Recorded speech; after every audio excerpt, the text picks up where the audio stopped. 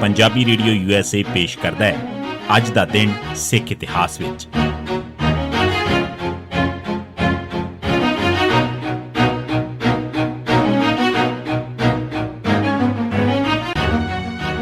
ਸਿੱਖ ਇਤਿਹਾਸ ਦੀਆਂ ਘਟਨਾਵਾਂ 'ਚ 9 ਸਤੰਬਰ ਦਾ ਦਿਨ 1961 ਸਿੱਖਾਂ ਵੱਲੋਂ UNO ਨੂੰ ਮੰਗ ਪੱਤਰ ਭੇਜਿਆ ਗਿਆ। 29 ਮਈ 1960 ਦੇ ਦਿਨ ਸ਼ੁਰੂ ਹੋਏ ਪੰਜਾਬੀ ਸੂਬਾ ਮੋਰਚੇ ਦੌਰਾਨ 9 ਸਤੰਬਰ 1961 ਨੂੰ ਲੰਡਨ ਦੇ ਸਿੱਖਾਂ ਨੇ ਪੰਜਾਬੀ ਸੂਬਾ ਨਾ ਬਣਾਉਣ ਨੂੰ ਸਿੱਖਾਂ ਨਾਲ ਵਿਤਕਰਾ ਕਹਿ ਕੇ UNO ਵਿੱਚ ਇੱਕ ਲਿਖਤੀ ਪ੍ਰੋਟੈਸਟ ਭੇਜਿਆ।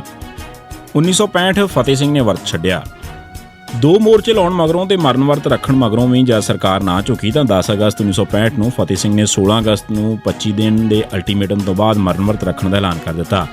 ਇਸ ਸਮੇਂ ਅਕਾਲ ਤਖ਼ਤ ਸਾਹਿਬ ਅੱਗੇ 25,000 ਸੰਗਤਾਂ, ਅਕਾਲੀ ਦਲ ਦੇ 350 ਡੈਲੀਗੇਟ, ਸ਼੍ਰੋਮਣੀ ਕਮੇਟੀ ਦੇ 100 ਮੈਂਬਰ ਤੇ 8 MLA ਹਾਜ਼ਰ ਸਨ।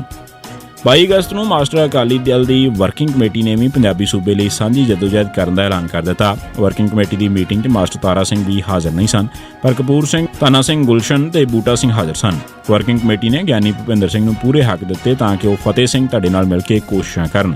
23 ਅਗਸਤ 1965 ਨੂੰ ਮੰਜੀ ਸਾਹਿਬ 'ਚ ਹੋਏ ਦੀਵਾਨ 'ਚ ਮਾਸਟਰ ਅਕਾਲੀ ਦਲ ਅਤੇ ਫਤਿਹ ਸਿੰਘ ਅਕਾਲੀ ਦਲ ਦੋਹਾਂ ਦੇ ਆਗੂਆਂ ਨੇ ਤਕਰੀਰਾਂ ਕੀਤੀਆਂ।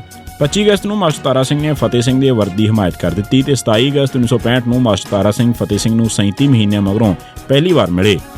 ਇਨੀ ਦਿਨੀ ਭਾਰਤ-ਪਾਕ ਜੰਗ ਦੇ ਅਸਾਰ ਬਣ ਚੁੱਕੇ ਸਨ। ਇਸ ਸੰਬੰਧੀ ਫਤਿਹ ਸਿੰਘ ਨੇ 3 ਸਤੰਬਰ ਨੂੰ ਇੱਕ ਬਿਆਨ ਦਿੰਦਿਆਂ ਕਿਹਾ ਕਿ ਮੈਨੂੰ ਦੇਸ਼ ਤੋਂ ਵਧੇਰੇ ਪੰਜਾਬੀ ਸੂਬਾ ਪਿਆਰਾ ਹੈ। ਪੰਜਾਬੀ ਸੂਬੇ ਲਈ ਇੱਕ ਮਿਸ਼ਨ ਨਹੀਂ ਮੰਨਿਆ ਜਾ ਸਕਦਾ।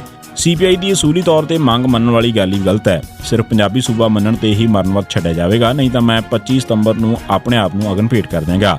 10 ਸਤੰਬਰ ਨੂੰ ਫਤਿਹ ਸਿੰਘ ਨੇ ਮਰਨ ਵਰਤ ਸ਼ੁਰੂ ਕਰਨਾ ਸੀ, ਪਰੰਤੂ 9 ਸਤੰਬਰ 1965 ਦੇ ਦਿਨ ਫਤਿਹ ਸਿੰਘ ਨੇ ਭਾਰਤ-ਪਾਕ ਜੰਗ ਦੇ ਬਹਾਨੇ ਵਰਤ ਦਾ ਪ੍ਰੋਗਰਾਮ ਛੱਡ ਦਿੱਤਾ। 1981 ਲਾਲਾ ਜਗਤ ਨਾਰਾਇਣ ਦਾ ਕਤਲ।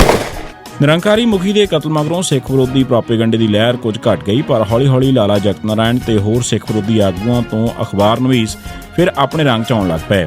ਇਹਨਾਂ ਦਿਨਾਂ 'ਚ ਕੈਨੇਡਾ ਦੇ ਜਥੇਦਾਰ ਤਲਵਿੰਦਰ ਸਿੰਘ ਨੇ ਬੱਬਰ ਖਾਲਸਾ ਨਾਂ ਦੀ ਇੱਕ ਖਾੜਕੂ ਜਥੇਬੰਦੀ ਕਾਇਮ ਕਰ ਲਈ ਹੋਈ ਸੀ ਅਤੇ ਇੰਝ ਹੀ ਸੰਤ ਜਰਨੈਲ ਸਿੰਘ ਭਿੰਡਰਾਂਵਾਲਾ ਵੀ ਖਾੜਕੂ ਨੌਜਵਾਨ ਦੀ ਸਰਪ੍ਰਸਤੀ ਕਰਨ ਲੱਗ ਪਏ ਸਨ। ਇਸ ਮਾਹੌਲ 'ਚ ਭਿੰਡਰਾਂਵਾਲੇ ਨਾਲ ਸੰਬੰਧਿਤ ਕੁਝ ਖਾੜਕੂ ਨੌਜਵਾਨਾਂ ਨੇ 9 ਸਤੰਬਰ 1981 ਦੇ ਦਿਨ ਜਗਤ ਨਾਰਾਇਣ ਨੂੰ ਲੁਧਿਆਣਾ ਨੇੜੇ ਕਤਲ ਕਰ ਦਿੱਤਾ।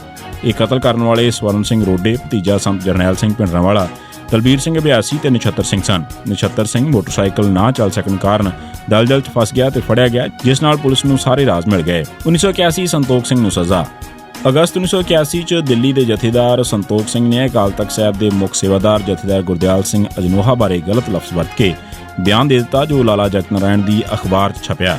ਇਸ ਕਰਕੇ ਉਸ ਨੂੰ ਅਕਾਲ ਤਖ਼ਤ ਦੇ ਮੁੱਖ ਸੇਵਾਦਾਰ ਤੇ ਹੋਰ ਗ੍ਰੰਥੀਆਂ ਵੱਲੋਂ ਤਲਬ ਕਰ ਲਿਆ ਗਿਆ। ਉਸਨੇ ਆਪਣੀ ਜਾਨ ਨੂੰ ਖਤਰਾ ਆਖ ਕੇ ਪੇਸ਼ ਹੋਣ ਤੋਂ ਨਾ ਕਰ ਦਿੱਤੀ, ਪਰ ਅਖੀਰ ਸੰਤੋਖ ਸਿੰਘ ਨੂੰ 9 ਸਤੰਬਰ 1981 ਨੂੰ ਤਖ਼ਤ ਸਾਹਿਬ ਤੇ 5 ਗ੍ਰੰਥੀਆਂ ਕੋਲ ਪੇਸ਼ ਹੋਣਾ ਹੀ ਪਿਆ ਤੇ ਅਕਾਲ ਤਖ਼ਤ ਸਾਹਿਬ ਤੋਂ ਉਸ ਨੂੰ ਤਨਖਾਹ ਲਾਈ ਗਈ। ਸੰਤੋਖ ਸਿੰਘ ਵੱਲੋਂ ਅਕਾਲ ਤਖ਼ਤ ਤੇ ਪੇਸ਼ ਹੋਣ ਤੇ ਇੰਦਰਾ ਗਾਂਧੀ ਉਸ ਨਾਲ ਬਹੁਤ ਨਾਰਾਜ਼ ਹੋ ਗਈ।